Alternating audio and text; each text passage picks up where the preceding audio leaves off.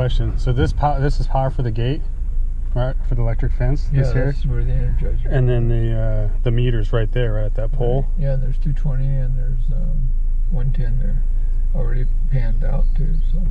Yeah, I was eyeballing that to put the gate camera right there, because we could put it on top of that pole. Yeah. And power it and get the signal. Yeah, because we use 220 on our fence. On the energizers. Sometimes. Now I got it on 110, I think, right now. So, because I've got a better. The old ones ran on 220. I see. These new ones, because they're so much better, and you know the tech and everything. Yeah. They're all digital, so. But we're gonna completely redo this. That's why I want to go in there and completely rebuild that board, put new energizers up and everything. Just those top two lines there that have the insulators on them. You can see them there. Yeah. Okay. The wire in the middle is our ground. You can see where it's grounded here.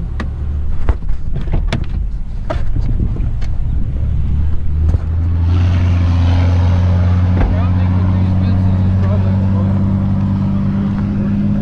grounding in lots of places.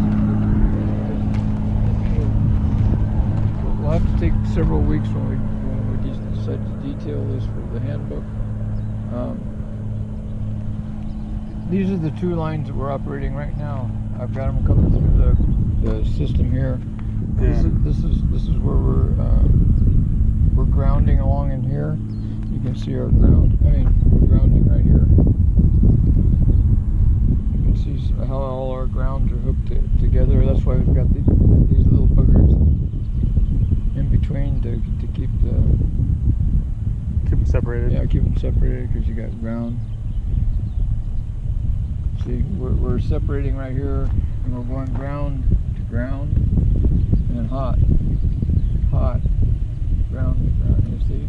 Yeah. So what I'm seeing is this is hot, this is hot, this is hot, this is hot, this is hot. Yeah, you got 4 potential hot lines to use, but we're only using the top 2 right now. How are you isolating those? Huh? How are you isolating those top 2? Like, how are these bottom ones not energized with the way this is? They have their own down? energizer. So we're just using the top energizer right now. Aren't these bars passing? There, the left side is one energizer, the right side is the bottom energizer. The bottom 2 lines are independent of the top 2 lines. But aren't they tethered right here, like here and here? Like this insulator needs to get fixed, but like aren't they tethered? So doesn't that pass power right there? These are ground wires here. Yeah, but you've got grounds connected, and you've got the positives connected, and you've got the grounds connected. So that one maybe shouldn't be there, because it looks like you're hopping a hot up, and now that line's hot now where it wasn't before. No, this line's always hot. Right, so we're talking this black line, this top black line coming in off the fence here. These 2 are hot. Those 2 are hot, right? And then this is just ground down. I see. Okay. Yeah. Okay. You got 1 hot wire, 1 ground wire. Gotcha. Coming up from the main pack. So everything that you energize from that 1 hot wire here up and down to make 2 wires work is all, you know. Okay, I gotcha. You may be operating off this 1 line, but you're also running this line hot too. Right, okay, so I guess I got confused on this one. So the second line down, that's the ground for the top set, right? Right on. So then this ground's coming over. Same deal down here. The lowest line. Yeah. So you got your hot, your ground. Right. So then here, this is where I got confused. So here you've got the ground coming in for the top set, yeah, and then it jumps down to what is effectively the power for the bottom set. Right. So yeah, it's confusing. Okay. It won't be the first time that you're confused with this fence. This fence blew my mind for me for the first year that I had, you know, because nobody sorted it out for me. They just said, here's electric fence. Okay. Keep it running. As long as you got a strobe lighting up over there, which meant that there was fire going around the whole thing. If I had a strobe there at night, I was golden. If I didn't have a strobe there at night, the next morning it was hit the fence line, until I figured out I could isolate section by section and analyze, you know, and cut my time down. Otherwise, I was spending all my life on this fence. That's why I kind of joke about it when I tell you you can spend a lifetime on this fence. This is was going to be your life. It seems like it sometimes until you get it sorted out, and nothing seems. Sometimes there's gremlins and things like that that don't make any sense. I think honestly in this set that top's positive, that's negative, and in this case the top one's negative and the bottom one's positive, because the bottom one then hops up, energizes that top one. So I bet if we checked it, that top one's actually a negative and the bottom one's the hot lead. That would make sense the way it's tethered. Otherwise you'd have direct short to the panel we'd have fire right now. So obviously that's not happening. So I think it's hot, negative, negative, hot on those wires coming in. We'll check it sometime. Yeah, it is. The top wire is a hot one. On the top set. On this top set. On the bottom set, I think it's the lower one, is the hot one. And then it jumps up to that third or fourth one up, and then that's it. It could be. Right, because otherwise you've got this ground system tied into both systems are sharing a ground connection. Yeah, I haven't really looked at that or even tested that because it's not hooked up right now, and we had this whole system, the whole bottom 3 lines or 4 lines were completely ripped out of here, so I haven't had a chance to come back and sort everything out. And the pigs ripped everything out, and then we had a tractor that hit the fence, wiped it out. So the only thing that I've been able to kind of sort out is the top 2 hot lines, and that's enough to keep the cattle in here for right now. Okay. So now that I got help, we can get the entire fence. Yeah.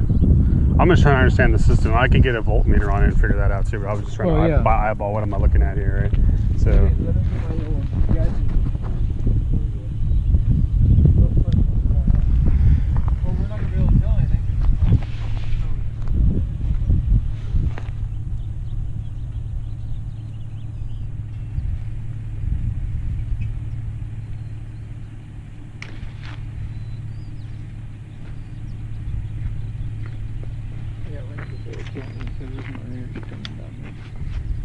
Is this all dead right now? Yeah, this is dead.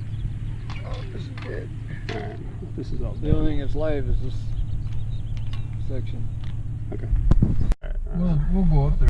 Okay. We'll get a burn permit. Yeah. This year, and we'll burn that. There's a couple of piles of brush we'll burn. It serves their purpose for quail habitat. For this, there's a spring down there. Okay. Right down there is a spring. It's a pig wallow right now, but it is a spring. Gotcha. And it's constant. It's there all the time. It's never dried up, to my knowledge. It's just never been worked, like no well or anything on it. You know, it did at one time back in the 1800s, the late 1800s. It was a water source, but the water's pretty bad, so it's not really potable. No, and it may source right from here, because I went in with a backhoe up here and dug a hole at a wet spot, and there's a little pond in there.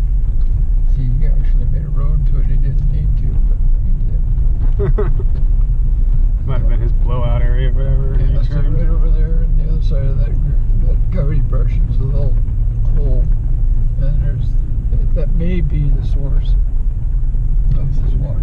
I'm not sure though, but it was worth a look. The cattle have been getting down there. This is kind of dang! This is kind of neat in here too, because this is where was the old dump. I've gotten traps and all kinds of old stuff out of here. Old wrought iron. Okay. Yeah, because it was convenient. It was right over the hill from the main house, and so they could just bring their stuff out and throw it in the sculpture. Right. But it's the oldest one that I know of on the range. So down underneath some of that stuff is artifacts. Yeah. And history of the ranch, just for your knowledge. I don't think anybody else puts that together here. Yeah, that's kind of. Just because that's what I was told. That's what Julie's father told me. Yeah, right. Listen to your elders, kids. Yeah, no kidding, because otherwise you lose some stuff. You don't realize that. To get in that position of being an older one. Right. This is a great area. This little canyon here, back in here, is for deer and stuff like that. Come back here and look at the pigs. You see the mud on the tree? Oh yeah. They're coming back here, so they're wallowing over there in that spring that we just went by. Look at all those trees are muddy. Tree trunks, yeah. Yeah. But the deer rub their horns on these low-lying scrub brush here, the scrub oaks. Yeah. And you'll see the sheds and stuff like that when they shed their horns. They rub the velvet off of them during the spring. Okay, this is the farthest over canyon on the ranch, bordering the property line up there. So the hill ridge is the property line there? Yeah, it is. Okay. And the other side is the Ansbury. It's not the Ansbury anymore. It's the Viborg property. Okay. It used to be the old Ansbury homestead. Ansbury homestead. Okay. Yeah. Julie knows that and will identify with it.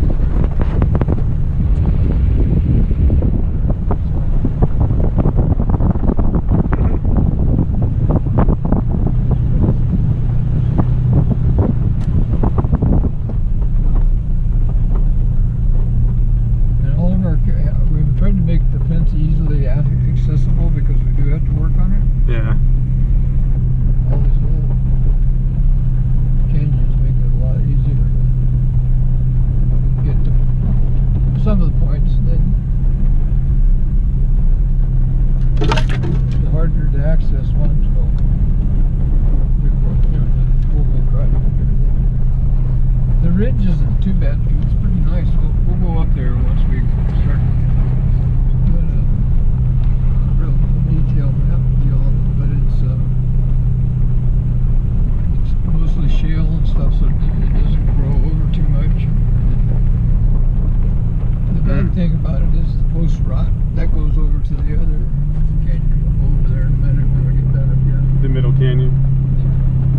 And this is all behind the bull barn. Okay. We can get to the bull barn by any of these roads here.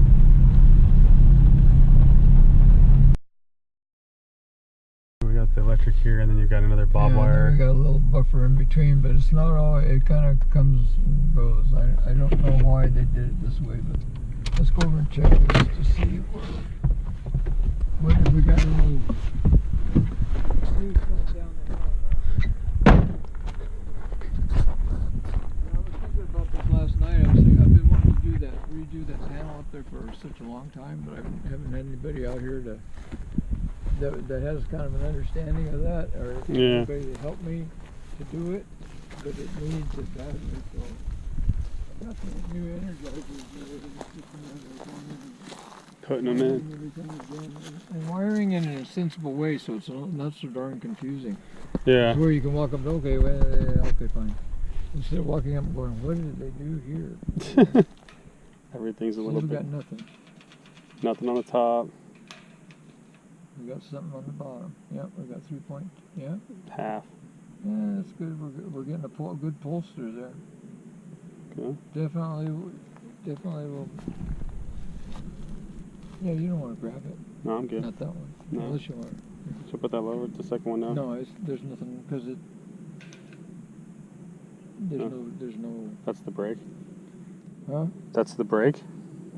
No, this bottom one? Yeah. No.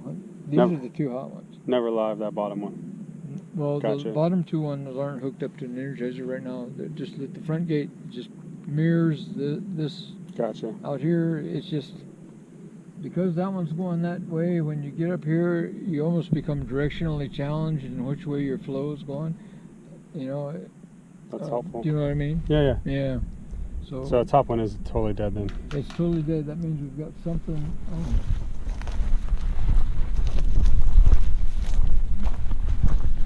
Well, I thought there was something on the insulator.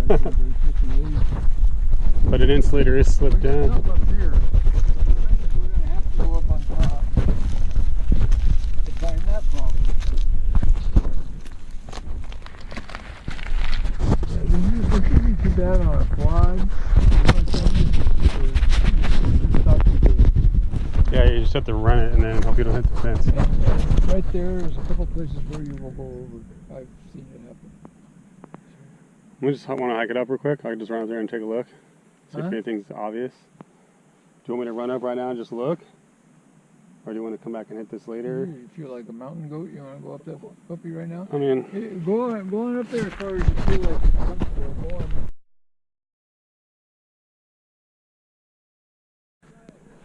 All right. I agree. All right, I'm coming down. It's getting steep. I thought the crest was a crest. It's just more bushes. Okay, reevaluated that hill. We're gonna hit it later. Looking for breaks in the bottom line now. So you're somewhere down the line. You said there's a break in the bottom too, right? No, in the, look at this. In the ones that we're the hot wires that we're working on right now, the top two. On the bottom one is hot. The top one, this one right here. Yeah, touching. Yeah, it's touching, but it's grounding on that top one. But, yeah. Isn't that the one that was failing? But we don't have any power coming to this point. Right. So the brake is up there, but that would impede it from going any farther. It would be less of a deal. So yeah, we should probably slide that one down just while because we're here. Yeah, and that's damage on the fiberglass pole, just right. Yeah. And this is a good time with the lines down, so it doesn't. Yeah.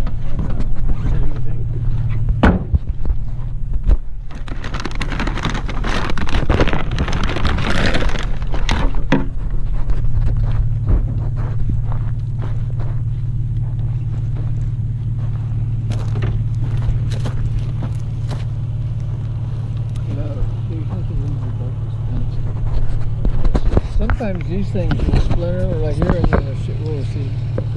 Be real careful because this fiberglass stuff is really bad. Yeah. You don't want to breathe it in. You can see those strands. Yeah. Off of it. And if you hit it like that, you'll have so much dust. It's unbelievable.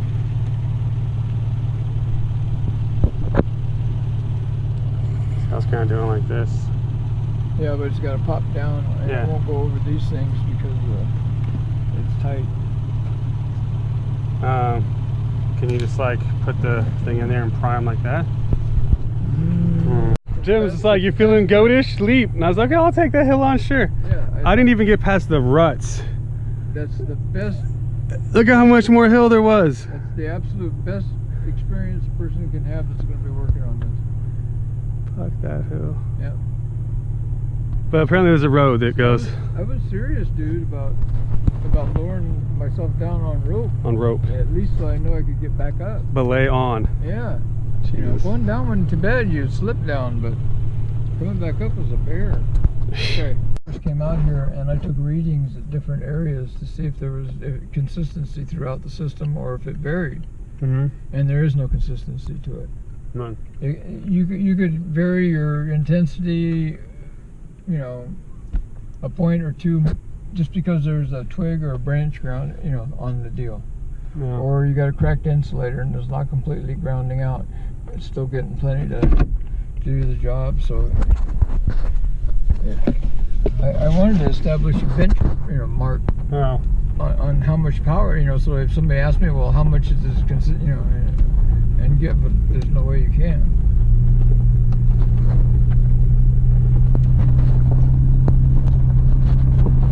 There's too many variables right now.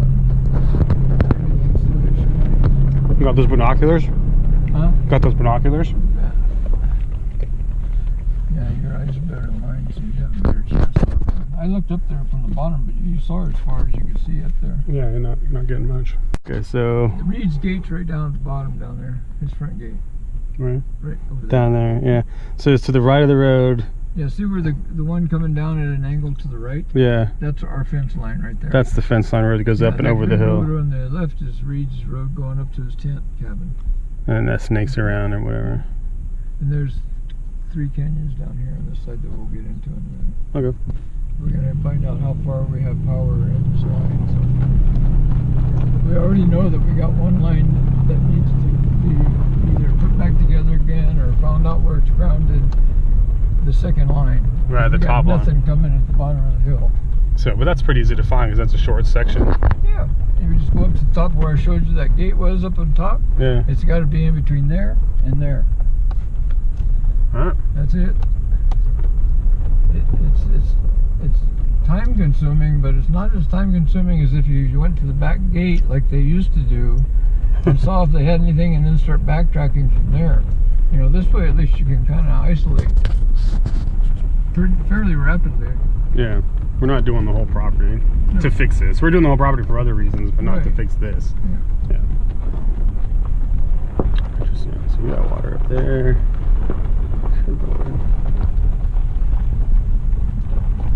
All these roads are crazy. There's an old fence line there, an old barbed wire fence line right there, still left in the ground. It's amazing.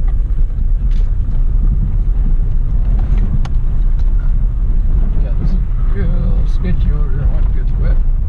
I bet. Again, the quads. Yeah. Or the pickup's good. The extremes, you can always bring the Kubota out here. Just about anything. I've only seen that Kubota stuck once. Roberto, my helper, had it buried in a spring one time. Wow. And he just got a little bit stuck, and instead of thinking about how to get out, he powered on. Pretty soon he was down. Past an axe. Yeah, down to the tractor seat. Dang! Yeah, we had to have a crane. We suck it out. Because he had also sucked it under. Vacuum. Yeah. Excellent. And he went right into a spring. I think it was right into a spring. Found one! Everybody's got electrical problems this year. Everybody's got batteries. So we're talking about rats. Rats. He informs me that these little collections of wood are actually rat homes. I'm gonna go kick one. Like this, we want to kind of be cognizant of the overhang because we have overhang here. Yeah. So every once in a while you want to bring a ruler or a lopper or some sort of long extension lopper. Yeah. And like take this one out so It doesn't fall on the fence later. Yeah. Do we have one of those pole loppers? we have some. Okay.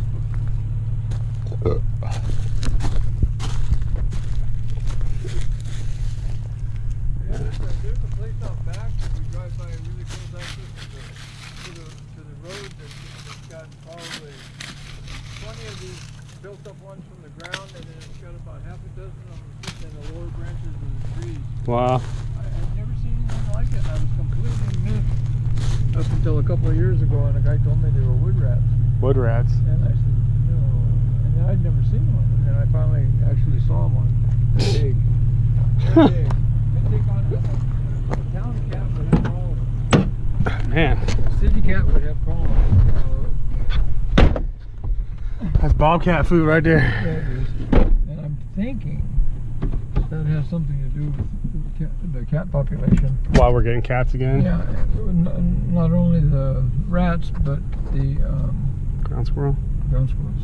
Yeah. And then also this kind of vegetation too, this creek reaching. Anything you see along that can impede the fence or might potentially, it's better to get rid of it. Because it'll get wet and fall on it There you and go. short the whole system. Yeah, I got you. If it can happen, it will. And if you don't think it's going to happen, it will. Yeah, it will. We got to put a lock on this one. This is the gate that Randall, the previous owner, before Reed got here, he's the guy that put this in thinking that he was going to get access through our property here. He didn't ask or anything. He cut a hot fence when we had cattle. Wow. So he and I had a little altercation, and he threatened if I approached him again to have legal action, so I had to back off. Yeah, I think vandalism and trespassing is legal action enough for me to be having whatever attitude you think I have. Yeah, I mean, he cut my electric fence. I didn't even know it. I had cattle. I had Right. 54 head over here in this property someplace. See, all this is bad along in here too. Yeah. I'm hoping the cattle will get a lot of it because they like that green, that real tender green stuff. But that's a potential problem right there. We should take a reading after this then. Yeah, we have a weed whacker, you know, a good steel one, but they're kind of useless with some of this stuff. Yeah, we'll take a reading up here, and we can always back up a little bit if we need to. But we'll take one right here at the corner post. Yeah. And I use that as a pinpoint because then it's just over the hill to Reed's, and I've checked everything in between here and there, and it's good. Well, shit, we'll go over there anyway. This goes down to the bull barn. Okay. It's a nice, really nice walk for. It's a really nice incline. It's an excellent walk.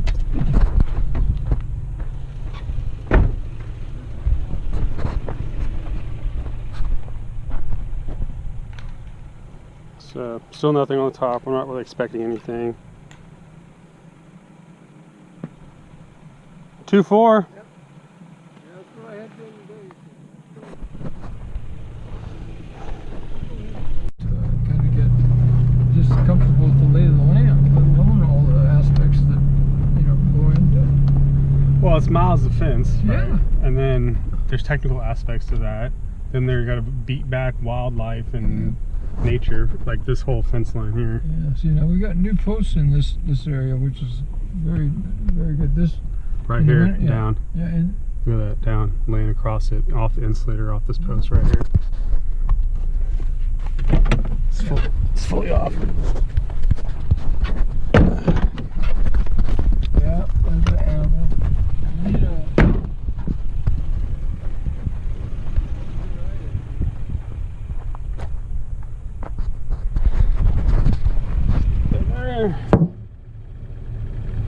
You want to replace that ceramic one with the plastic, or just put it on top? Isn't there some sort of splashing you should do for the ceramic underneath it?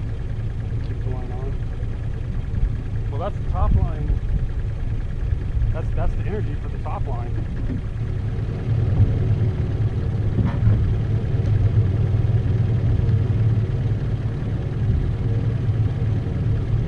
Oh, and I just put it back on the insulator, up on top.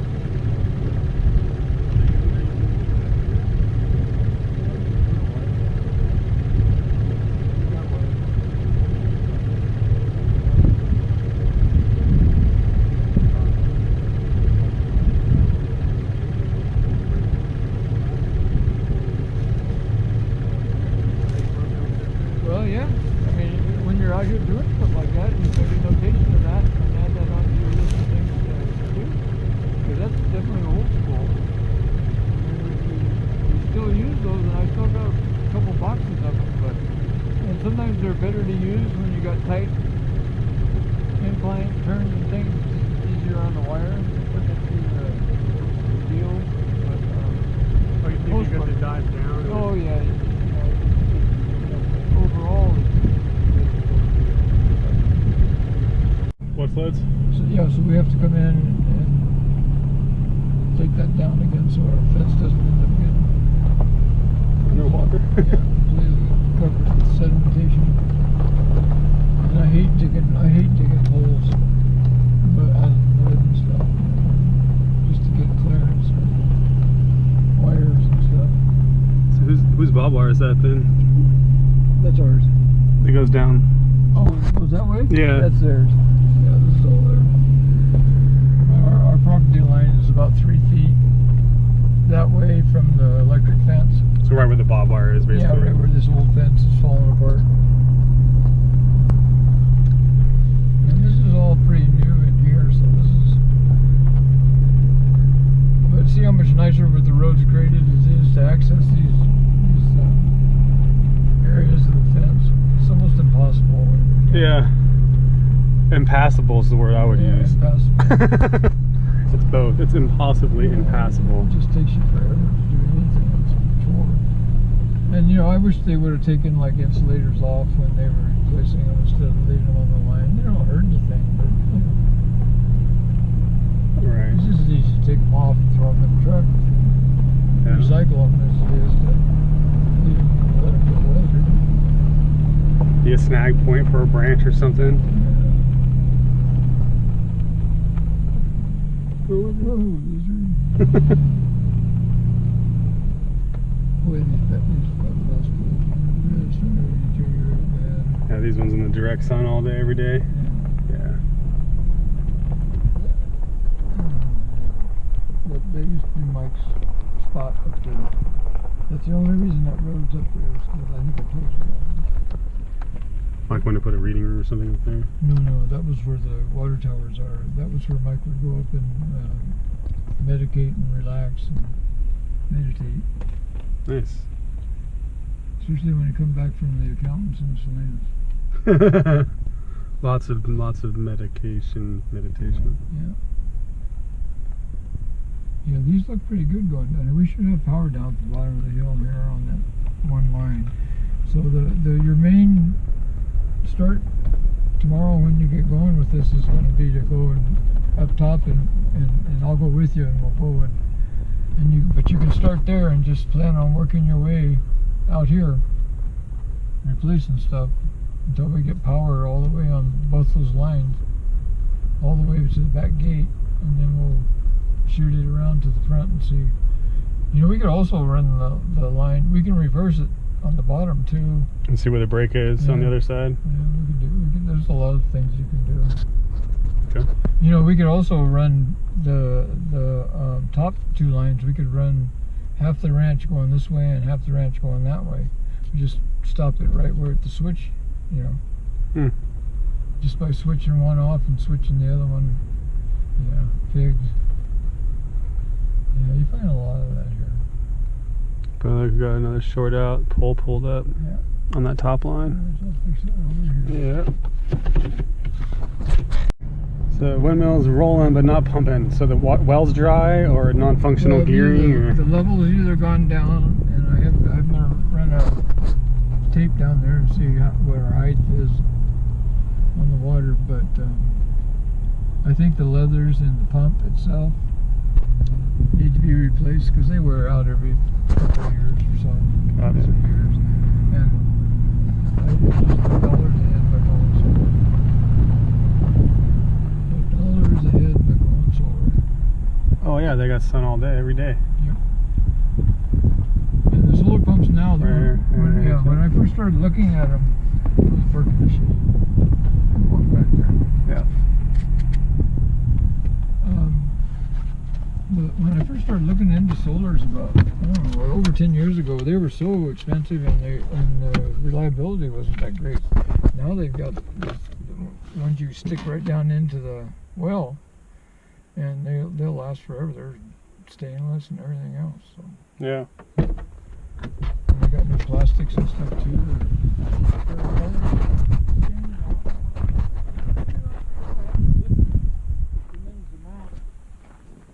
There's like maybe a 70-foot lift.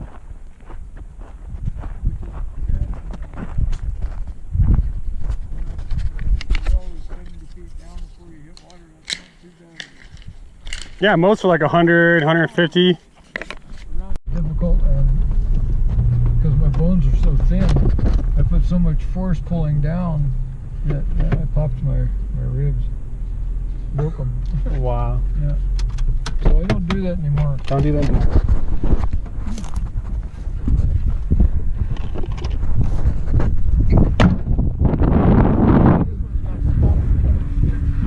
Do you want me to stop it? The switch right here. Yeah. That lever, yeah. You have to wait for the wind to die down, because you can't do it when it's windy. You can do it, but it's rough on the equipment, plus it's rough on you. But you pull it all the way down and latch it here with the chain. Like that. And that puts the brake, there's a band around the impeller. Yeah. Back in towards the motor. Yeah. Just like a brake. Yeah. Like a vehicle. And sometimes you have to go up and tighten those up if you're not getting it shut off all the way, or adjust it, cable. Gotcha. So we'll wait until we don't have a windy day and we'll come out and shut it down. But so what's I don't up think with there's anything in the well.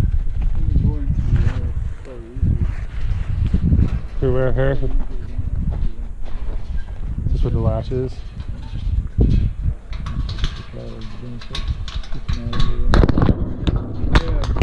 One time when I was pulling the pump out here, when I was pulling the shaft out,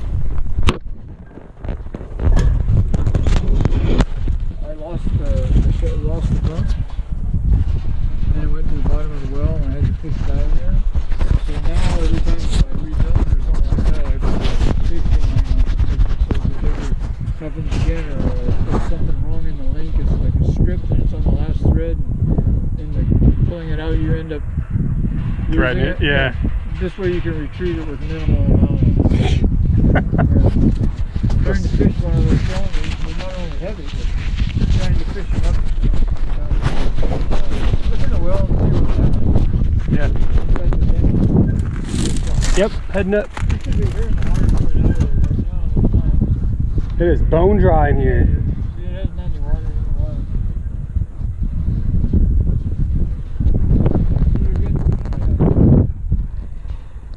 It's a little hard to tell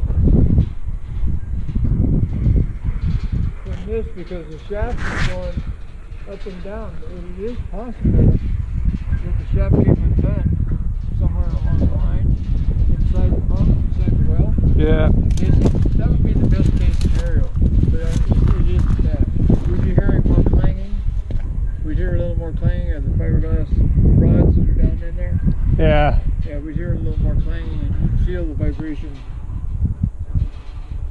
Yeah.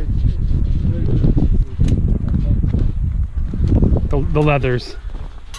The sealing mechanism. Loose suction. Yep. Basically. Only a few carcasses in there. Yep.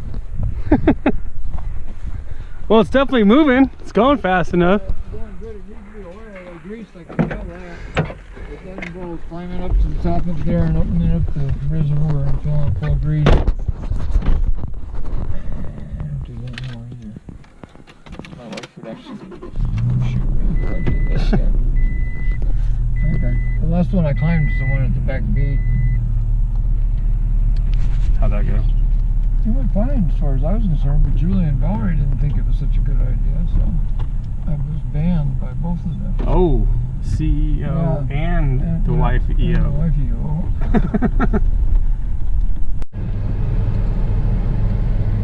So we isolated the brake in the second line. Basically along this ridge between the windmill and the corner. So 300-400 yards, check there.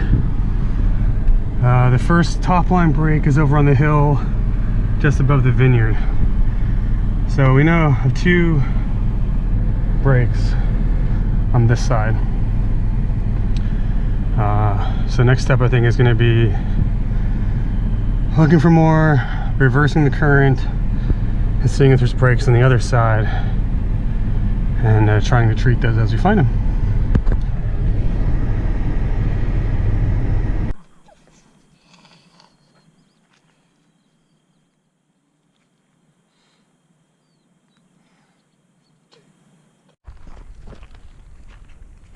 What do you got there, Jennifer? We've got super greens and some parsnips that got a little fermented.